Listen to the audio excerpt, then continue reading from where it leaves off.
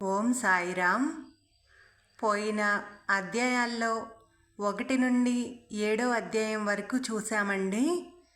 బాబా ఎలా జన్మించారు, ఎలా పెరిగారు, వేంకుస దగ్గర ఎలా మహిమలను నేర్చుకున్నారు, ఆ తర్వాత షిరిడీకి ఎలా చేరారు, అక్కడ ఆయన లీలలను కొన్ని లీలలను ఎలా ప్రదర్శించారు, ఇంతవరకు తెలుసుకున్నాం కదండి. ఈరోజు 8వ భాగం మొదలు. మొన్న సడన్గా ఫోన్ కొంచెం హ్యాంగ్ అయిపోయి ఆ రోజున చివరి వరకు కొంచెం ఇంకా చదివింది పెట్టలేకపోయానండి. ఏంటో క్లారిటీ లేకుండా పెట్టింది అనుకున్నారేమో. ఈరోజు అక్కడి నుంచి మొదలుపెట్టి చదువుతానండి. ఏదైనా పని మీద బడే బాబా ఇతర ప్రాంతాలకు వెళ్ళేటప్పుడు బాబా ఆయనతో పాటు 100కు పైగా అడుగులు కలిసి వేసి తిరిగి మసీదుకు వచ్చేవారు. బడే బాబా అసలు పేరు మహ్మద్. అలాంటి దగ్గర సంబంధం గల ఆయనే అనవసరంగా మేకను చంపనేలా అని నిరాకరిస్తాడు. అప్పుడు శ్యామను పిలిచి మేకను బలి చేయమని కోరతాడు బాబా. శ్యామ కత్తి కోసం వాడలోనికి పోయి త్వరగా తిరిగి రాడు. అందువలన కాకాసాహెబ్ దీక్షిత్ ఆదేశిస్తాడు సాయి. అతను సదాచార బ్రాహ్మణ కుటుంబంలో పుట్టి చంపుట అంటే తెలియనివాడు. అయినా సరే బాబా ఆజ్ఞకు తలవొగ్గి చంపుటకు సిద్ధమై చేతిలో ఉన్న కత్తి మేక మీద పరుటకు సిద్ధంగా ఉండగా బాబా ఆగమని ఆజ్ఞాపించి, ఎంతటి కఠినాత్ముడువైన బ్రాహ్మణుడువు, నీవు మేకను చంపడానికి సిద్ధమవుతున్నావు అంటాడు. బాబా మాటలు విని కత్తిని పక్కన పెట్టి దీక్షిత్ ఇలా అంటాడు, అమృతతుల్యమైన మీ వాక్కులే మాకు వేదం, అదే మాకు చట్టం, ఆ మాటలే మాకు దైవ ఆజ్ఞ. మిమ్మల్ని ఎప్పుడూ జ్ఞాపకముందుంచుకుంటాము. మీ రూపాన్నే ధ్యానిస్తూ పూజిస్తూ రాత్రింబగళ్ళు మీ ఆజ్ఞలనే పాటిస్తాము. మీరు ఆజ్ఞాపిస్తే అది మంచిదా కాదా అనే ఆలోచనలు మాకు ఉండవు. దాన్ని పాటించాలా వద్దా అనే అనేక వాదనలు కానీ తర్కారాలు కానీ మేము చెయ్యము. గురుదేవులైన మీ ఆజ్ఞను అక్షరాల తప్పకుండా పాటించడమే మా విధి. అదే మా ధర్మం. మీకోసం మా మనస్సు, బుద్ధి, అహంకారములతో పాటుగా ఈ శరీరాన్ని, ధనాన్ని కూడా దారపోస్తాము. గురుభక్తిని పరీక్షించుటకే బాబా ఈ పరీక్షను నిర్వహించారు. శిష్యులు ఎన్ని రకాలుగా ఉంటారో కూడా ఈ విషయం ద్వారా బాబా అందరికీ నిరూపించి చూపించారు. గురువుకు ఏమి కావాలో గుర్తించి వారు ఆదేశించక ముందుగానే దానిని నెరవేర్చువారు ఉత్తములు. గురువు ఆజ్ఞాపించగానే ఆలసించక ఆజ్ఞాపాలన చెయ్యవారు మధ్యములు. మాటిమాటికి తప్పులు చేయుచు గురువు ఆజ్ఞాపించినా కూడా ఆ పని చేయవచ్చునా లేదా అని అనుమానిస్తూ తర్వాత చేద్దాములే అని వాయిదా వేస్తూ ఉండేవారు సాధారణులు. మొదటి 2 తరగతుల వారు మాత్రమే గురువు నుంచి లాభాన్ని పొందగలరు. ఈనాడు చాలామంది మేము ఫలానా వారి శిష్యులమని చెప్పుకుంటూ ఉంటారు, కానీ సాధారణ శిష్యులుగానే ఉంటూ కాలక్షేపం చేస్తూ ఉంటారు. సాయి దగ్గరకు వచ్చి వారిని ఆశ్రయించిన తర్వాత సర్వస్వాన్ని వారికి అర్పించి సర్వస్యా శరణాగతిని పొందాలి. అప్పుడే కైలాసం దిగి వచ్చిన ఆ పరమశివుడు అద్భుత శక్తి ఏమిటో తెలుసుకోగలం. ఇలాంటి గట్టి విశ్వాసాన్ని కొన్ని రోజుల వరకు ఉంచుకోగలుగుతాము.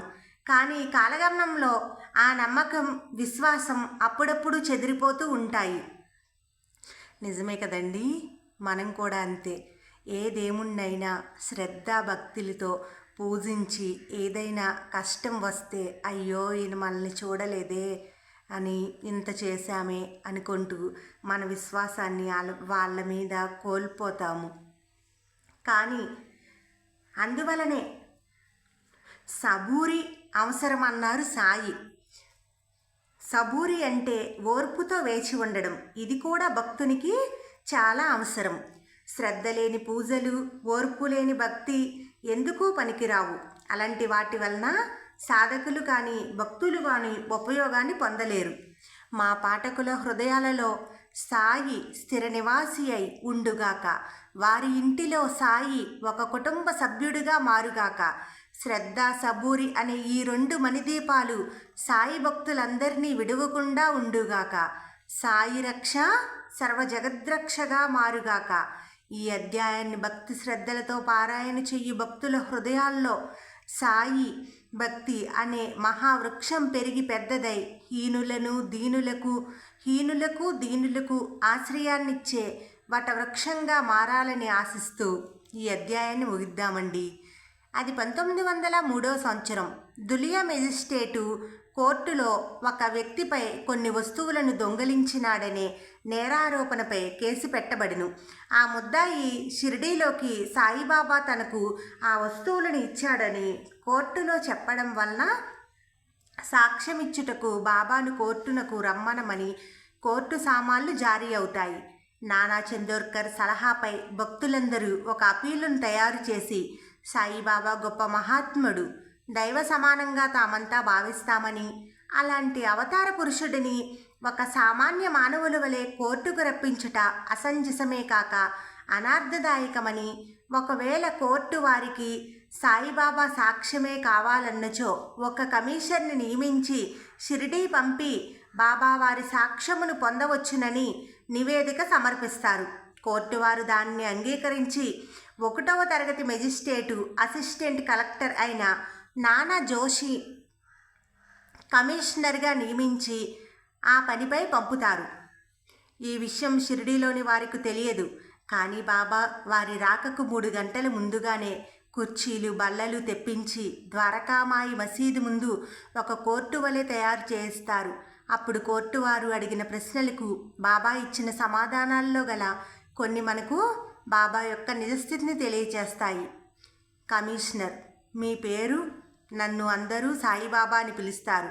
మీ తండ్రి పేరు? ఆయన పేరును సాయిబాబాయే. మీ గురువు పేరు? వెంకుసుడు. మీ మతము? కబీరు మతము. మీ కులము? దైవ కులము. మీ వయస్సు? లక్షల సంవత్సరాలు. మీరు సత్యమే చెబుతానని ప్రమాణం చేయండి. నేను ఇంతకు ముందెప్పుడూ అసత్యమును చెప్పలేదు, ఇక ముందెప్పుడూ చెప్పబోను. ముద్దాయిని మీరెరుగుదురా? నాకు తెలియని వారెవ్వరూ లేరు. అతని మీ భక్తుడని మీకు తెలుసునని చెబుతున్నాడు. నేను అందరి దగ్గర ఉంటాను. అందరూ నావారే. ముద్దాయికి ఆ సొమ్ములు మీరిచ్చారా? ఈ ప్రపంచంలో ఎవరికి ఏమి కావాలన్నా నేనే ఇస్తాను. మీరు అతనికి ఇచ్చిన వస్తువులపై మీకు ఎలాంటి అధికారం ఉంది? ఈ ప్రపంచంలోని ప్రతి వస్తువు నాదే. నాది కానిదేది లేదు. ఇది తీవ్రమైన దొంగతనంకు సంబంధించిన నేరము. ముద్దాయికి మీరు వస్తువులనిచ్చినట్లుగా చెబుతున్నాడు. ఏమి అనవసరపు గొడవ? ఈ వ్యవహారంతో నాకెట్టి విధమైన సంబంధం లేదు. మొదటి సమాధానాలన్నిటికీ కమిషనర్ ఆశ్చర్యపడగా ఆఖరి సమాధానానికి కంగారు పడి ఏ విధంగా ఈ కేసును నిర్ణయించాలో తెలియక కొంతసేపు ఆలోచించి గ్రామ డైరీ ఆధారంగా ఆ ముద్దాయి ఆ గ్రామానికి ఎప్పుడూ రాలేదు, సాయిబాబా గ్రామం విడిచి ఎప్పుడూ బయటికి వెళ్ళలేదు కాబట్టి దొంగ చెప్పిన విషయంలో నిజం లేదని నిర్ధారించి అతనికి శిక్ష విధిస్తారు. ఈ సాక్ష్యం విషయంలో బాబా పలికిన పలుకులను బట్టి ఈ సృష్టిలో బాబాకు తెలియని ప్రాణి కానీ వస్తువులు కానీ లేవని, సృష్టి అంతటిపై బాబాకు అధికారం కలదని అర్థమవుతున్నది. బాబా ఏ స్థితిలోనూ అసత్యం చెప్పి ఉండలేదనే విషయం అర్థమవుతున్నది. సత్యవాక్ పరిపాలన బాబా నుంచి మనం నేర్చుకోవలసిన ముఖ్య విషయం. సత్యమే దేవుడు. రామాయణ గాథలో సాధారణ రాజైన రాముణ్ణి దేవునిగా మార్చింది ఈ సత్యవాక్యే. అందువలనే సత్యం వద ధర్మం చెర అనే వేదవాక్కులు వెలిశాయి. లెండీబాగ్ ఈశాన్యం వైపుగా బాబా నందదీపం అనే దీపాన్ని ప్రమిదలలో నూనె వేసి వెలిగిస్తూ ఉండేవారు. దీనిని బాబా 1890లోనే ప్రారంభించారు. భూమిలో చిన్న గుట్ట లాంటి భాగాన్ని తయారు చేసి అందులో దీపాన్ని వెలిగించి బుట్టలను కప్పి ఉంచేవారు. కాలక్రమేణా ఆనాటి నందదీపాన్ని అలాగే వెలిగిస్తూ దానికి అటు ఇటు ఒక వేప చెట్టును రావి చెట్టును పెంచారు.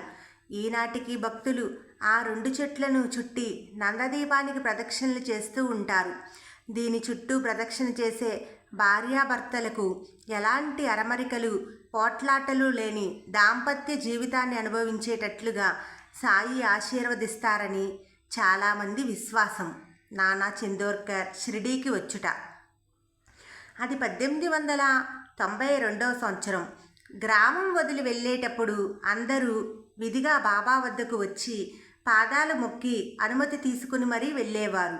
అదేవిధంగా గ్రామ మున్సిబు అప్ప ఒకనాడు బాబాకు నమస్కరించి కోపర్గాంలో డిప్యూటీ కలెక్టర్ గారు క్యాంపు చేసి జమాబందీ జరుపుతున్నాడని వెళ్ళడానికి అనుమతినిమ్మని ప్రార్థించగా బాబా ఆ డిప్యూటీ కలెక్టర్ నానాసాహెబ్ చందోర్కర్ను తాను రమ్మనమని చెప్పినట్లుగా చెప్పమని చెబుతారు. కుగ్రామమైన షిరిడీలో గల ఈ ఫకీర్ ఎక్కడా, డిప్యూటీ కలెక్టర్ ఎక్కడా అని ఆశ్చర్యపోతాడు అప్ప. భయంగానే అప్ప ఆ వార్త అందిస్తాడు. జమాబందీలో మొదటి 2-3 సార్లు నానా చందోర్కర్ పిచ్చి ఫకీరును చూసేదేమిట్లే అని నిరాకరించిన కొంతకాలం తరువాత ఒకనాడు షిరిడీకి వస్తాడు. మొదటి పరిచయంలోనే తనకు జన్మజన్మల నుంచి బాబాతో వస్తున్న సంబంధాన్ని గ్రహించి ఆనందాన్ని, విశ్వాసాన్ని పొందుతాడు. అలా ప్రారంభమైన తొలి పరిచయం అభివృద్ధి చెంది తాను స్వయంగా అనుభవించిన అనేక సాయి లీలలు, మహిమలను చూసి బాబా సాక్షాత్ పరబ్రహ్మ స్వరూపుడని నిర్ణయించుకుంటాడు. గణపతిరావు సహస్రాబుద్ధే అనునతడు నానా చందోర్కర్ దగ్గర కాపలా ఉండే పోలీస్ హవాల్దార్. అతనికి ఇష్టం లేకపోయినా బలవంతంగా 1893లో నానా తనతో పాటుగా బాబా దగ్గరకు తీసుకువస్తాడు. అలా కొన్నిసార్లు బలవంతంగానే వచ్చిన గణపతిరావు క్రమంగా బాబా యొక్క దివ్యమహిమలను, శక్తులను గ్రహించగలుగుతాడు. గణపతిరావు తరువాత దశగనుగా ప్రసిద్ధి చెందుతాడు.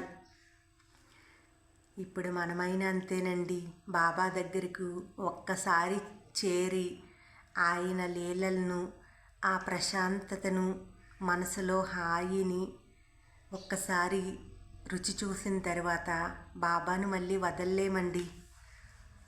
నానా చందోర్కర్ షిర్డీకి రావడానికి పూర్వం జరిగిన బాబా లీలలు ఎక్కువగా ఎక్కడ గ్రంథస్థం కాలేదు. కానీ ఆ లోటును గమనించిన చందోర్కర్ బాబాతో సన్నిహితులుగా ఉండే భక్తులందరికీ తాను స్వయంగా డైరీలు తెచ్చి ఇచ్చి, మీరు ఎప్పుడు ఏం విశేషం బాబా వద్ద గమనించినా వెంటనే డైరీలో వ్రాయమని చెప్పేవారు.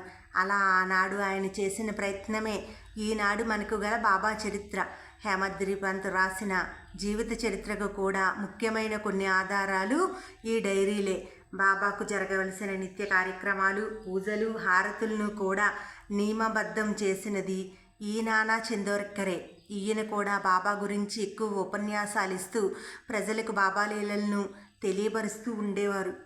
ఈ నానా చందోర్కర్ గారికి మనమంతా హృదయపూర్వక నమస్కారాలను తెలియచేయాలండి. ఆయన ఆ రోజు చేసిన ఆ చిన్న ప్రయత్నమే ఈరోజు మనకు ఇంతటి ఏమనాలి, బాబా యందు విశ్వాసాన్ని, నమ్మకాన్ని, వెలుగును చూపించే ఈ గ్రంథమైందండి. సహజంగానే నటుడు, గాయకుడు అయిన దశగన్ కూడా విశేషంగా బాబా కథలను మహారాష్ట్రమంతటా హరికథల ద్వారా ప్రచారం చేసేవాడు. ఈయన జీవితంలో బాబా తీసుకువచ్చిన మార్పును ముందు రాబోయే అధ్యాయాల్లో తెలుసుకుందాము.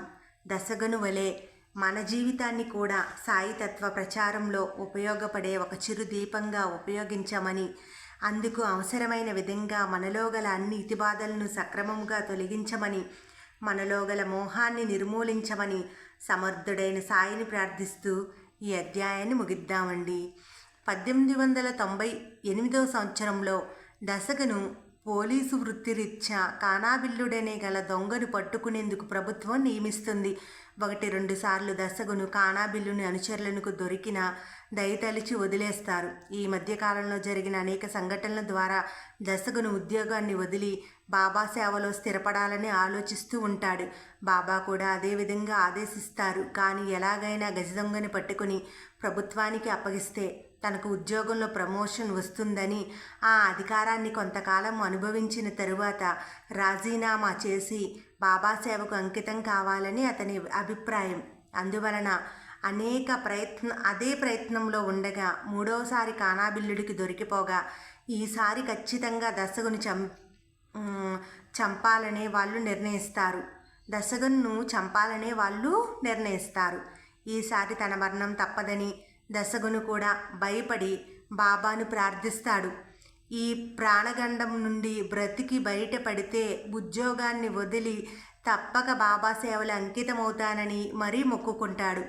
అనూహ్యమైన రీతిలో ఈసారి కూడా కానాబిల్లుని దయతలిచి అతన్ని వదిలేస్తాడు. ఆ తర్వాత కొంతకాలం ఉద్యోగంలో ఉండి చివరికి 1903లో ఉద్యోగ విరమణ చేస్తాడు.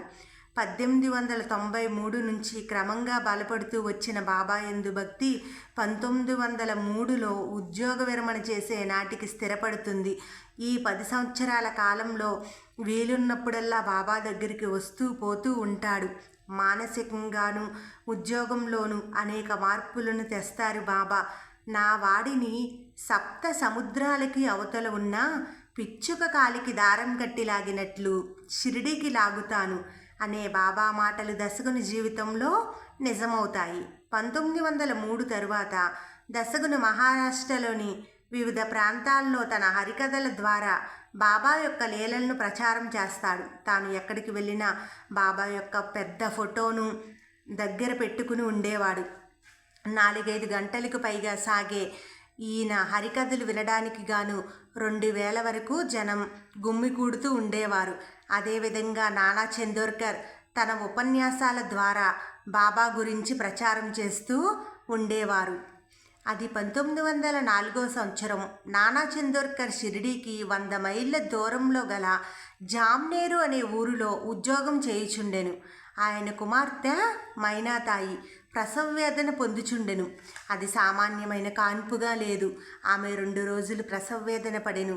నానా ఉద్యోగ హోదాలో ఉన్నందువలన ఘన వైద్యులు ఇంటి వద్దకే వచ్చి వైద్య సహాయాన్ని అందించారు. అయినను లాభం లేకపోయిను. మైనాతాయి యొక్క ప్రసవ వేదనను అందరూ నిస్సహాయులై చూచుండెరు. అప్పుడు నానా కూడా నిస్సహాయుడై బాబాను ప్రార్థించెను. అదే సమయంలో షిర్డీ గల బాపుగిరి బావ్ అనే సన్యాసి బాబాకు నమస్కరించి ఇంటికి వెళ్ళుటకు అనుమతి కోరతాడు. బాబా అతనికి అనుమతిని ఇచ్చి ఆశీర్వదిస్తూ దారిలో జామ్నేరుకు వెళ్ళి తానిచ్చే విభూదిని హారతి పాటను నానా చందోర్కర్కి ఇచ్చి వెళ్ళమని చెబుతాడు. అందుకు బాపుగిరి సందేహిస్తూ తన వద్ద తగినంత సొమ్ము లేదని చెబుతాడు. అన్ని ఏర్పాట్లు జరుగుతాయి. వెంటనే బయలుదేరమని బాబా ఆదేశిస్తారు. ఇతనిని బాబా మాత్రమే రామ్గిరి బావు అని పిలిచేవారు. సాయి యందు పూర్తి విశ్వాసం కలవాడు కనుక వెంటనే బయలుదేరుతాడు బాపుగిరి. రాత్రి 1 గంట ప్రాంతంలో జల్గాం అనే స్టేషన్లో రైలు దిగుతాడు. తన వద్ద గల డబ్బులు అక్కడి వరకే సరిపోతాయి. అక్కడి నుండి టాంగాపై 30 మైళ్ళ ప్రయాణం. రైలు దిగిన ప్రయాణికులు చకచక వారి వారి ఊళ్లకు టాంగాల్లో వెళ్ళిపోతూ ఉంటారు. చేతిలో సొమ్ము లేక ఏమి చేయలేని నిస్సహాయ స్థితిలో చతికిలపడి కూర్చొని సాయిని ప్రార్థిస్తూ ఉండగా షిరిడీ నుంచి వచ్చిన రామ్గిరి బాబు ఎవరు అని విచారిస్తూ ఉంటాడు. ఆ ఆజానుబాహుడైన వ్యక్తి ఆ మాటలు విని ఆనందంతో ఆ వ్యక్తిని కలిసి అతను తెచ్చిన సరికొత్త టాంగాలో ఎక్కుతాడు. ఈ టాంగాని మీ కొరకు నానా చందోర్కర్ గారు పంపించారని టాంగావాలా చెబుతాడు. టాంగా వేగంగా నడుస్తూ ముందుకు వెళ్ళిన వాటినన్నింటినీ దాటి వెళ్తూ ఉండగా దారిలో ఒక కాలువగట్టున టాంగా ఆపి శ్రీవారు తమకని ఫలహారములు కూడా పంపినారు అని ఫలహారపు పొట్లాలను బాబ్గిర్కి ఇస్తాడు. ఫలహారము తిని కాలువలో నీరు తాగిన తరువాత మళ్ళీ ప్రయాణం కొనసాగుతుంది. తెల్లవారుజామున టాంగే జామ్నేరుకు చేరుకోబోతుండగా బాబ్గిరి బండి దిగి లఘు సంఖ్యకు పక్కకు వెళ్తాడు. తిరిగి వచ్చేటప్పటికి బండి కనిపించదు. కనుచూపు మేరలో ఎటు చూసినా బండి కనిపించదు. కొద్ది క్షణాల్లోనే ముందు వరకు ఇక్కడే ఉన్న బండి ఏమైందా అని ఆశ్చర్యపోతాడు. ఊరిలోకి వెళ్ళి విచారించి నానా చందోర్కర్ ఇల్లు తెలుసుకొని బాబా ఇచ్చిన విభూదిని హారతిపాటను ఇస్తాడు. తెల్లవార్లు నిద్రలేక అలసిపోయి ఉన్న వారంతా ఆశతో బాబా విభూదిని నీటిలో వేసి మైనాతాయిచే త్రాగించి హారతి పాడుతూ ఉండగానే ఆమె మగబిడ్డను ప్రసవిస్తుంది. బాబా యొక్క కరుణపూరితమైన ఈ లీల యొక్క ఆనందాన్ని స్వయంగా అనుభవించిన వారంతా భగవాన్ శ్రీ సాయినాథ్ కీ జై అంటూ హర్షాసి రేకంతో జై జై ధ్వనాలు చేస్తారు. అప్పుడు నానా బాపుగిరి దగ్గరికి వచ్చి జరిగిన విషయమంతా తెలుసుకుని తనకు టాంగా లేదని, ఎవరిని జల్గాం స్టేషన్కి పంపలేదని, ఆయన వస్తున్నట్లు కూడా తనకు తెలియదని చెబుతాడు. అప్పుడు బాపుగిరి బాబా తప్ప తనను ఇంకెవ్వరు రామ్గిరి బావు అని పిలవరు. ఆయన టాంగావాలా అదే పేరుతో పిలిచాడు. బయలుదేరేటప్పుడు అన్ని ఏర్పాట్లు జరుగుతాయని బాబా చెప్పారు. కాబట్టి ఈ లీలలో బాబానే స్వయంగా తానే గుర్రమై బండి అయి టాంగావాలా అయి మారి నన్ను జల్గాం నుంచి ఇక్కడికి చేర్చాడని బాబా ప్రేమను తలుచుకుని పరవశించి ఆ ఆనందాతిహాస్యంలో పులకింతుడవుతాడు.